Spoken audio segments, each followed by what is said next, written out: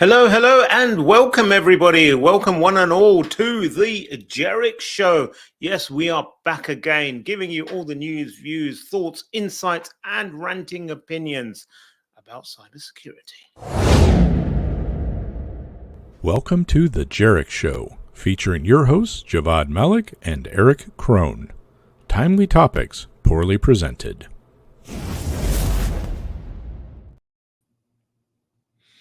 Ranting, huh? Is that what you're saying here?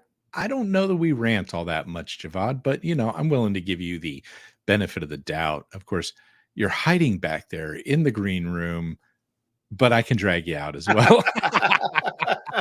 I thought I'd push you up there as the credits rolled, just to see how you'd react. I thought I'd catch you like picking your nose or something, or pulling crumbs out of your beard. No, got nothing. How you doing, man? It has been entirely too long since we've done the show, man. It's been kind of crazy how these last couple weeks have been going. I blame you, and I blame conferences. Yes, yeah. That I can get behind is the blaming of the conferences for sure. It's been a little crazy. I got to tell you, man. I don't know about you, but my travel plans are starting to book up pretty significantly this last part of the year. Really? So sad. Not complaining. This is just what it is. Hey, speaking of which, do you have any plans on making the Hacker Summer Camp? 9. Gotcha. No. So I'll be in the US the week before, but I'll be on the East Coast at the SANS Human Security, like the one that Lance Spitzner runs. So I'll be over there. So, I think there's only so much America that can handle me, or I can handle off America. Sorry. Last time you were here, you almost died. So, yes, isn't that the tragedy? Yeah, that's why I was trying to bring you back. But, anyways, on a side note, I kid. No, what stories do we have this week? Oh, we got some interesting ones, man. Mm-hmm. One of them actually happened in 2023. This is the router story, which I have on there. A what? A router? A roto router, right? That's what we call the people that clean out like plumbing here. Roto router. I can go to Abu Dhabi for 546 per person. Anyway, go for it. Huh? I heard actually the rooms are pretty cheap there. But anyways, side note, look at us. Boy, we are way off our game and easily distracted this time around. But, I really like the graphic of the spider on top of the room. Yeah, well, yeah. By DALL-E or something, but, it's... it's whatever. It is what it is, man. Not AI generated at all in any way, shape, or form. No, but basically, all right, what happened here? And I thought this was actually... There's some spooky parts of this. First of all, an ISP was targeted, or they call ASP, I think is what they say in there, but also as an ISP. They got targeted and they got nailed by this botnet named Pumpkin Eclipse. Okay. And basically what it did is they got into these two different types of routers. It was two different brands of routers too. And it essentially wiped the file system. So it bricked these machines. Okay. 600,000 of them in a couple of days. The action text there and the SageCom were the ones that got hit, right? And you can see there the discoverable devices, like how many it dropped. It was brutal how this hit. The thing is, we still don't know why or what exactly happened here. So this potentially is an open vulnerability out there. Is this like a cold case? Yeah, kind of. I mean, it's happened last year, but there's a new report out. They don't know what the malware did to do this or what vulnerability it used. I looked into a couple of things on this too. I was looking at whether or not they used like the same admin username and one of those generated passwords. Because one of my thoughts was, and I started thinking about this, if you could get a hold of the list, which somebody has to have because they're printing these, right? If you could get a hold of the list of passwords that are printed on the stickers that go on these things, you could pretty much own a whole bunch of these things, right? Yeah. So I was kind of thinking, wow, I wonder if that was an angle. But one of them actually uses a random username and password, which I guess could still happen, but it's not like admin was used or something like that. I don't know. It's, hey, Ann, what's going on? But yeah, you see what I mean? Like what's Yeah. me about this So is some of these devices, what they have is they have a quote unquote random admin and yeah, password, but it's based on some like physical address or MAC address of the device itself. right. So based on whatever the device is, it will do that and add in 3 extra digits to the end. So it looks random because it's random for every device, but you can still enumerate all of them if you know the formula Yeah. or of what they're using. So that's sometimes the case. My money, I'll tell you what my money's on. Your money. So, well, it's not my money. I don't bet, but I'm sure Anne will allow me to use her credit card for this. There was an intern who thought they could automate something. They asked ChatGPT, which was version 3 or whatever, like to Yeah.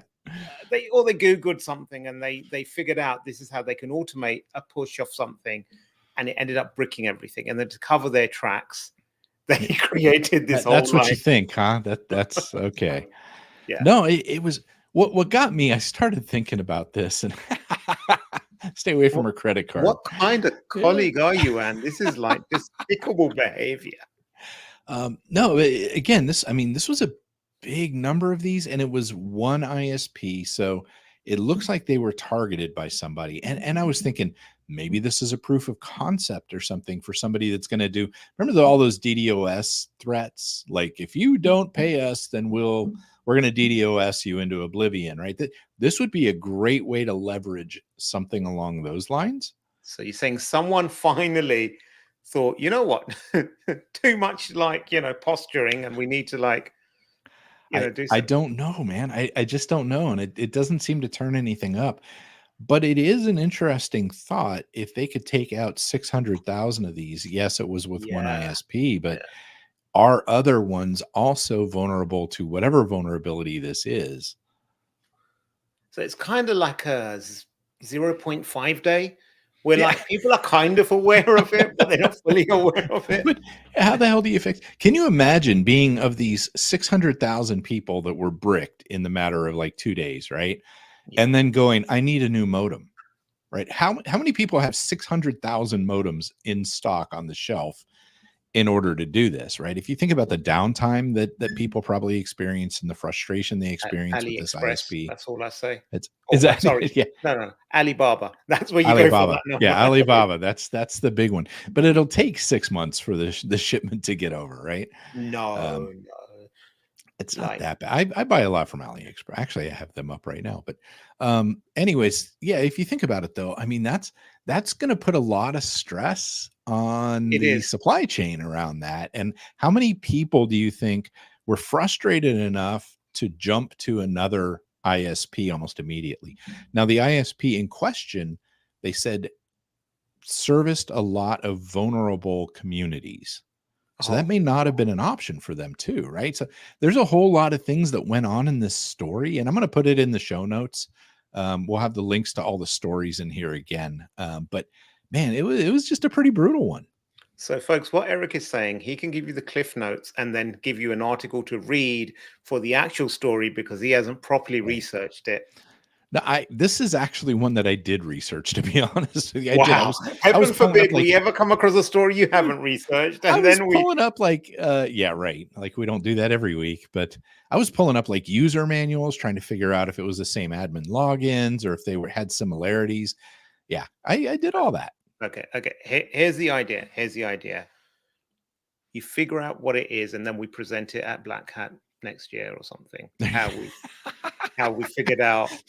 Yeah, you know what? We could go brick another, say, 300,000 modems live or something, right? Proof of concept. What do you say? We'll just hit a bunch of routers at one. The Mirai botnet, their proof of concept or their demonstration was their takedown of Brian Krebs' site. Krebs on security. And he was actually offer. He was at the time protected complementarily, if that's a word, by Akamai. And even despite that, and they're like one of the biggest. If anyone could defend a good DDoS, and they were like, you know what, this is just not worth our while to do it for free, because if you were a paying customer, we would have made so much money. And they were like, we're not going to do this anymore. And I think that sent such a big signal, and then it got like, really exploited heavily. Kind of left Krebs hanging out there with his pants around his knees, sort of thing. Like, hey, wait, where'd my protection go? Right? Yeah. Well, it's not like Krebs has ever left anyone else hanging out there. No, totally. You know my feelings about Krebs, man. What are your feelings about Krebs? Tell me, just between us.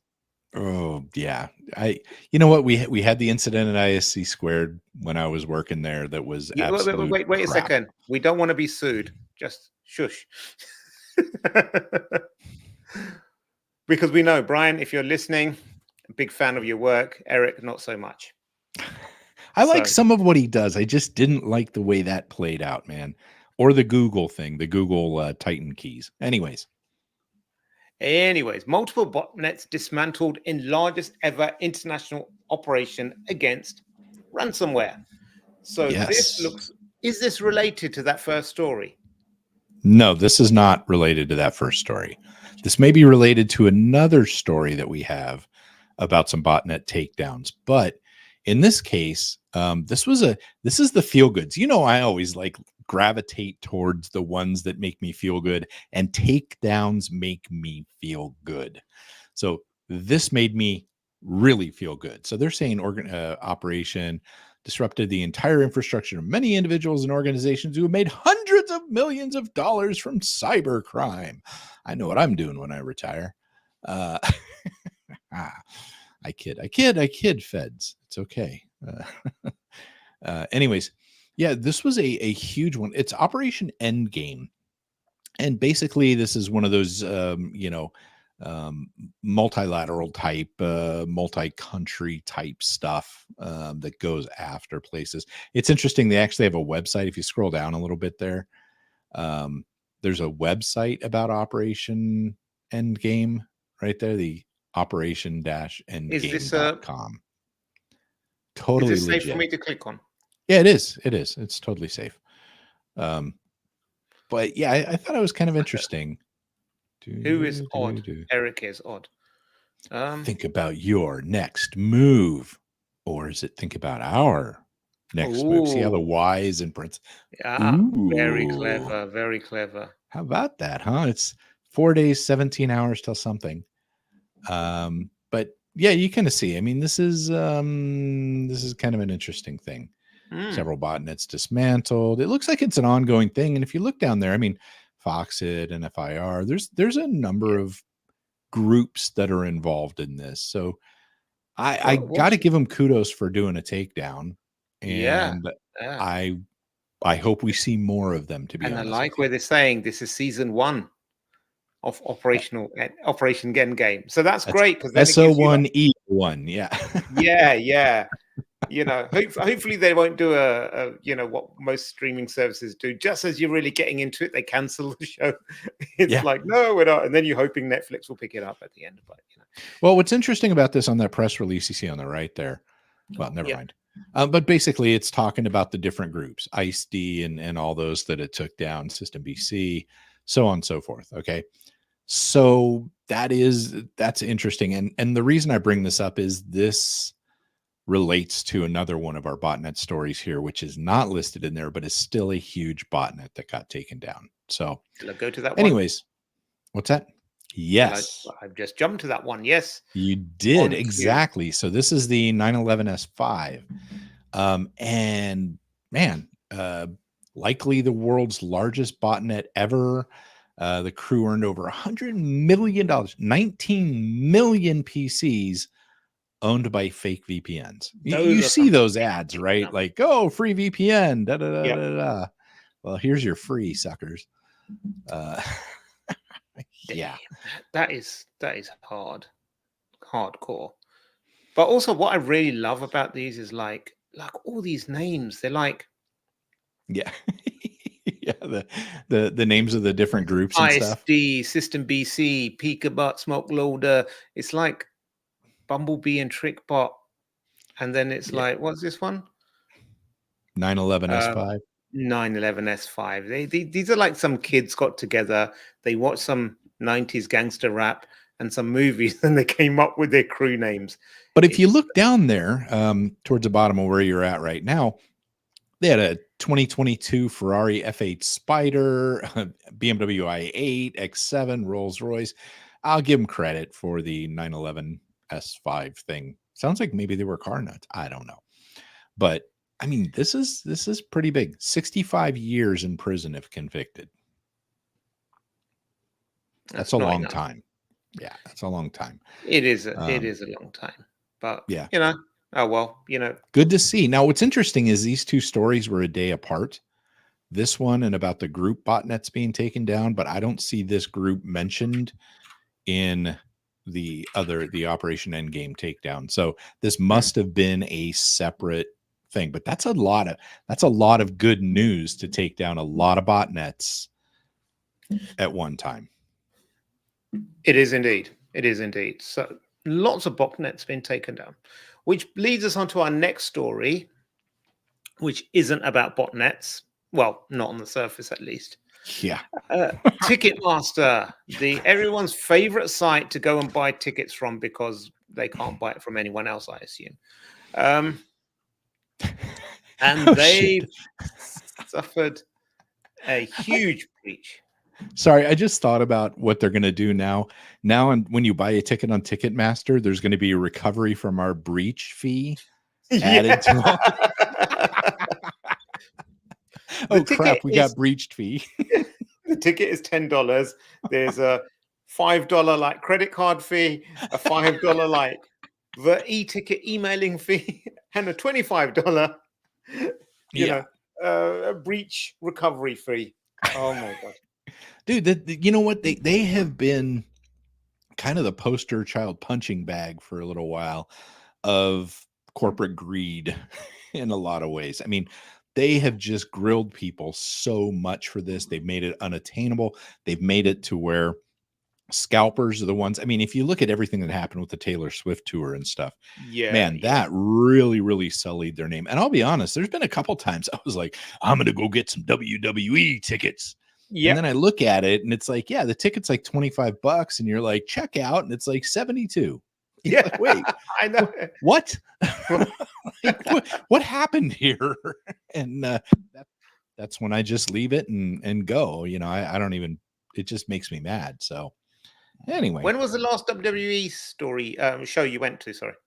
Oh, the last one I've actually been to was ages ago, man, like years and years ago. It was one of the ones in Memphis, actually. What was it? It was a WrestleMania, like ages ago, though. Those were the good ones. I love me some wrestling. It's kind of funny. During COVID, like all the sports stopped except wrestling. And so my wife, actually, she was so desperate for some sort of sports, like there was no football, no nothing. She got into Friday night WWE stuff. Wow. And we started following that a little bit. And it's just so funny that it keeps going. Now, I live in Tampa, which is actually kind of a hub for a lot of those people. We got Hulk Hogan around. I've seen him and said hi to him in person. What's his name? Batista. I've seen him at the flights and, hey, how's it? Now, a lot of people know him from Drax the Destroyer fame, but also wrestling. And like, I've seen a lot of these kinds of people around and it's just kind of funny. So, don't they have one of their academies in Florida as well or something? I think Orlando is where they do most of their stuff out there, but a lot of people live out here on the coast and then head in. But yeah, we did kind of get sucked into that during COVID because there was nothing else to watch, right? So they had like the cardboard cutouts everywhere, and then they went with like screens with people's faces. Yeah, it was like a giant damn Zoom call or something, right? But it's entertaining. It is kind of funny, and you remember I made the a couple of years ago. I made the video with the wrestling video. That's right. That's right. That was kind of fun. I mean, Ian did the backgrounds and stuff on that. But that was a fun little video, man. It's fun to get into that. It is. God, now I'm all excited, man. Now I'm all excited. Oh, hell yeah. Anyway. Come on, brother. Let's move this on.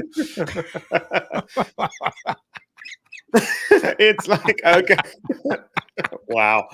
Right. We've really gone off the rails. Yeah, we really have.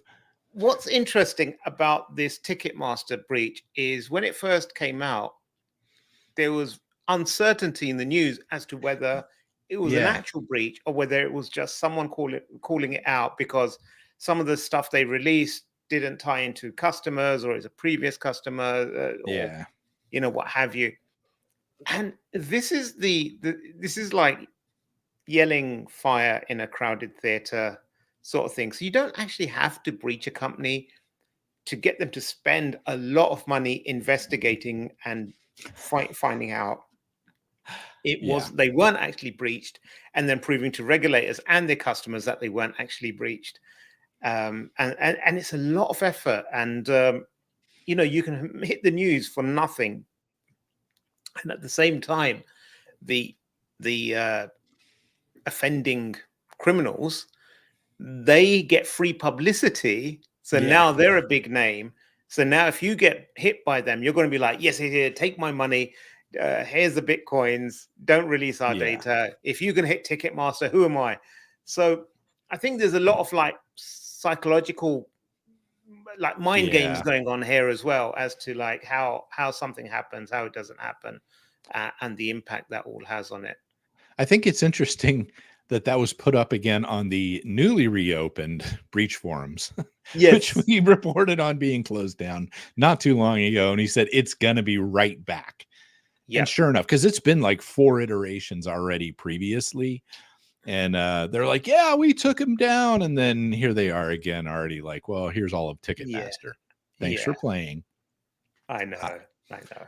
We are not spoiled for choices in future employment. I think, Javvad, our industry is not going to go away. Cybersecurity. Well, hopefully not.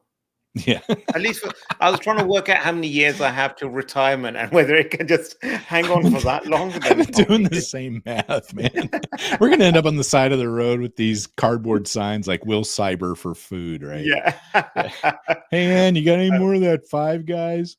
I will. Where is it? Deliver your keynote for some fries. Yeah. We'll keynote for sodas.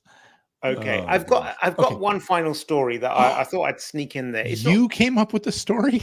Because that almost never happens. Sure up, man. I'm here for quality control, and that's like Spider-Man, Peter Parker turning to Perry and saying like, oh no, JJ Jonah, saying that why don't you take your photos yourself? Anyway, it's actually a tweet by Kevin Beaumont, Gossy the dog, who's talking about Microsoft's Copilot and recall. Oh yeah, you know what? I thought about putting this in there, but you did. This is kind of freaky, man. Like this is some next level stuff here. So he said Microsoft told media outlets that hackers cannot exfiltrate Copilot and recall activity remotely. Reality: how do you think hackers will exfiltrate this plain text database of everything that the user ever reviewed on the PC? Very easily. I have it automated.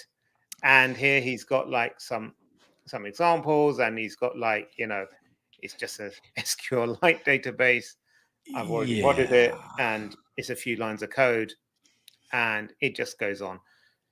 So for those of you that don't know what recall is it's supposed to go through, it's part of Copilot, and it takes screenshots of your computer and saves them.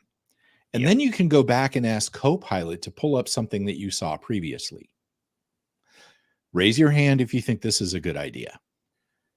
No. Yeah, that's kind of what I thought, right? Yeah.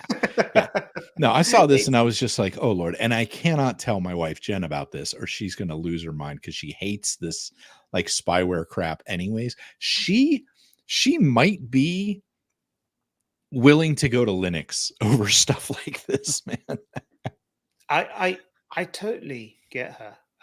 because this is like ridiculous. And Microsoft didn't even come up with a reasonable reason as to why this exists.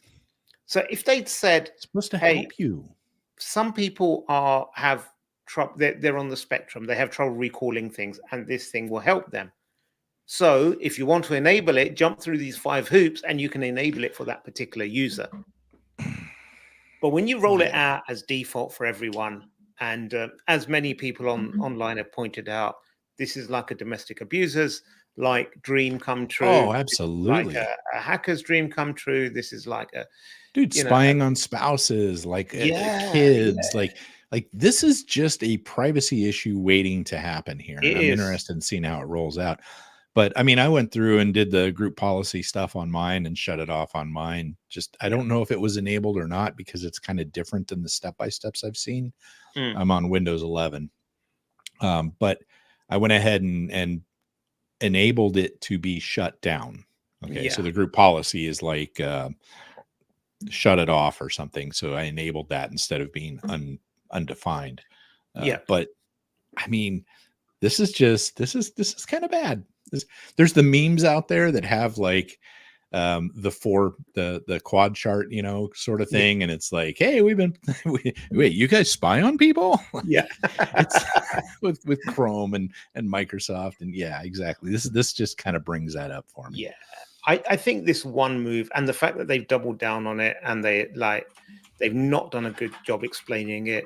I mean, have they packaged this up as Windows forensics for admins or for investigations, and only deploy these on your sensitive servers or your PCI environment so that you can, but it's just, and then it's plain text. It's just like, you just wish there was one button you could just hit and turn it off just like that. And life would be so much better, wouldn't it? Stay secure, my friends.